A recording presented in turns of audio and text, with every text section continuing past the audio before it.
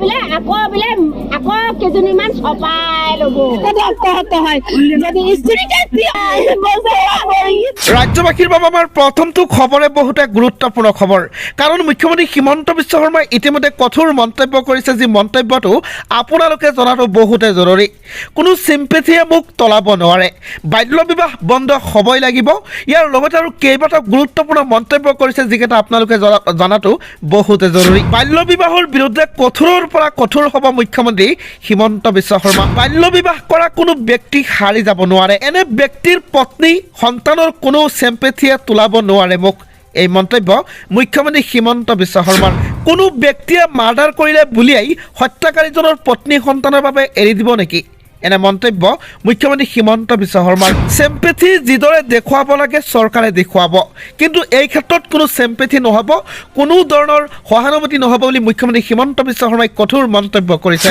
কাৰোবাৰ কোলাত কেঁচুৱা থাকিলে বুলিয়াই যদি সেই পত্নীৰ স্বামীয়ে কাৰোবাক দৰ্শন কৰে আইনে এৰি দিব নেকি বাল্য বিবাহ কৰা স্বামীক গ্ৰেপ্তাৰ কৰিলেও পত্নী সন্তানে পাব সাহায্য বুলি মুখ্যমন্ত্ৰী হিমন্ত বিশ্ব শৰ্মাই ডাঙৰ মন্তব্য কৰিছে এনে কামত মানৱীয়তা নাহে বুলি মুখ্যমন্ত্ৰী হিমন্ত বিশ্ব শৰ্মাৰ কঠোৰ মন্তব্য লোকসভাই যেতিয়া আইন পাছ কৰিছে বাল্য বিবাহ হ'ব নালাগে বাল্য বিবাহৰ বিৰুদ্ধে কঠোৰৰ পৰা কঠোৰ হ'ব মুখ্যমন্ত্ৰী হিমন্ত বিশ্ব শৰ্মাই আৰু এই মুহূৰ্তত মুখ্যমন্ত্ৰী হিমন্ত বিশ্ব শৰ্মাই কৰিছে ডাঙৰ মন্তব্য যে কোনো সহানুভূতিয়ে তাক তোলাব নোৱাৰে বাল্য বিবাহ বন্ধ হ'বই লাগিব আৰু কোনো দোষীয়ে হাৰি যাব নোৱাৰে বুলি মুখ্যমন্ত্ৰী হিমন্ত বিশ্ব শৰ্মাৰ কঠোৰ মন্তব্য ৰাজ্যবাসীৰ বাবে ওলাইছে আন এক গুৰুত্বপূৰ্ণ খবৰ বৰযাত্ৰী ফটোগ্ৰাফাৰ ৰান্ধনী ঘটক সকলো হ'ব গ্ৰেপ্তাৰ এই মুহূৰ্তত ৰাজ্যবাসীৰ বাবে ওলাইছে আন এক গুৰুত্বপূৰ্ণ খবৰ আপুনিও বিয়া খাব গৈছিল নেকি তেনেহ'লে আপুনিও হ'ব পাৰে গ্ৰেপ্তাৰ ৰবা দিয়া বিয়াৰ প্ৰস্তুতি চলোৱা সকলো গ্ৰেপ্তাৰ হ'ব বুলি ইতিমধ্যে মুখ্যমন্ত্ৰী হিমন্ত বিশ্ব শৰ্মাই মন্তব্য কৰিছে কেৱল দৰাই নহয়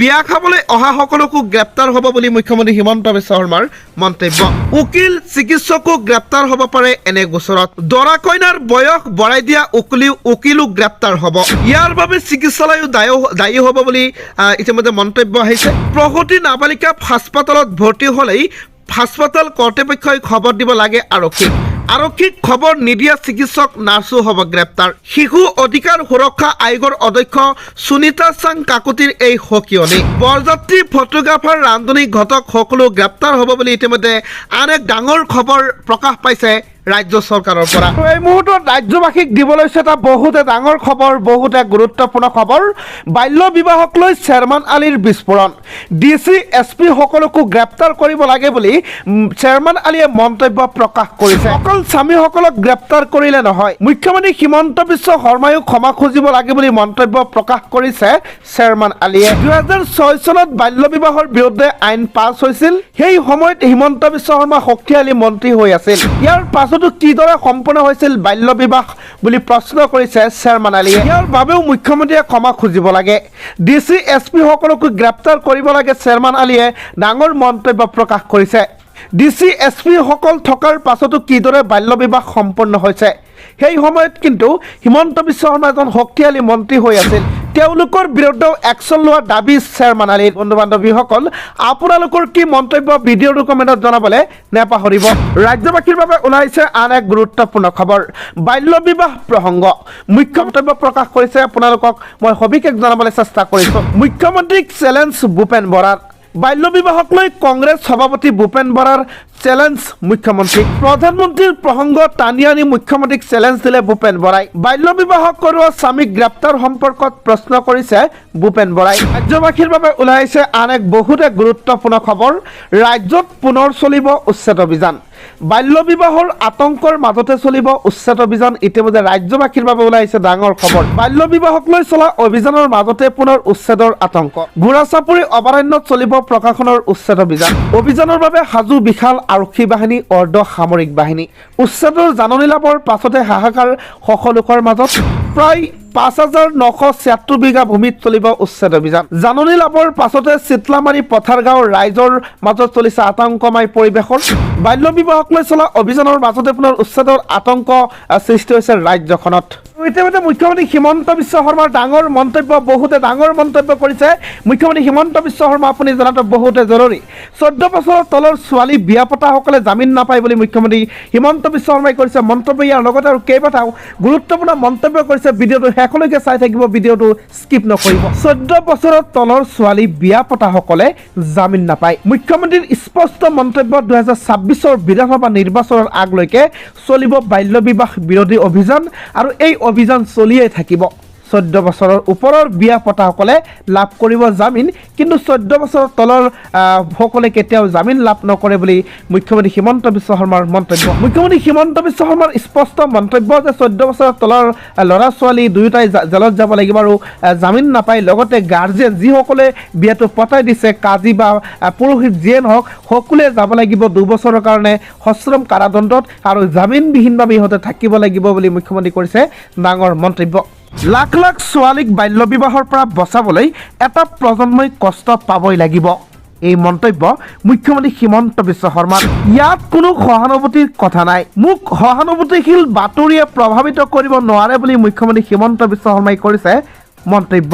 বাল্য বিবাহ অসমত বন্ধ হ'বই লাগিব। কাৰোবাৰ কোলাত কেঁচুৱা থাকিলে বুলিয়াই গিৰিয়েকজনে যদি দৰ্শন কৰে আইনে এৰি দিব নেকি? এনে প্ৰশ্ন মুখ্যমন্ত্ৰী হিমন্ত বিশ্ব শৰ্মাৰ। ছোৱালীজনী আৰ্থিক অৱস্থাৰ সন্মুখীন হ'লে আমি সহায় কৰিম। লাখ লাখ ছোৱালীক বাল্য বিবাহৰ পৰা যদি বচাব চেষ্টা কৰা হয় তেনেহ'লে এটা প্ৰজন্মই কষ্ট পাবই লাগিব বুলি মুখ্যমন্ত্ৰী ডক্টৰ হিমন্ত বিশ্ব শৰ্মাই কৰিছে ডাঙৰ মন্তব্য। ইয়াৰ লগতে প্ৰশ্ন কৰিছে, যদি কাৰোবাৰ কোলাত কেঁচুৱা থাকে আৰু সেইজন স্বামীয়ে যদি বেলেগত দৰ্শন কৰে তেনেহ'লে আইনে তাক এৰি দিব নেকি? তাতে সহানুভূতি চলিব নেকি?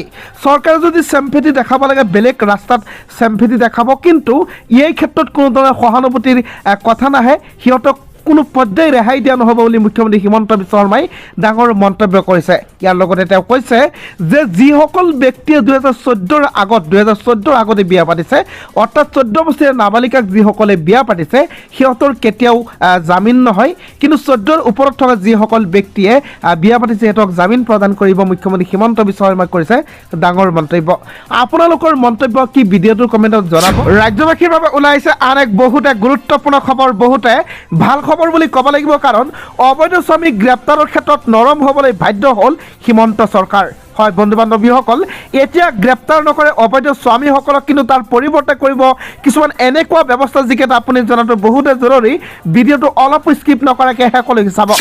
এতিয়াৰ পৰা পঞ্চায়তে গ্ৰেপ্তাৰ নকৰে অবৈধ স্বামীক, ইয়াৰ পৰিৱৰ্তে পিতৃ মাতৃলৈ নটিচ পঠিয়াব অসম চৰকাৰে। 14 বছৰৰ ওপৰৰ ছোৱালী বিয়া কৰোৱাসকলে পাব জামিন।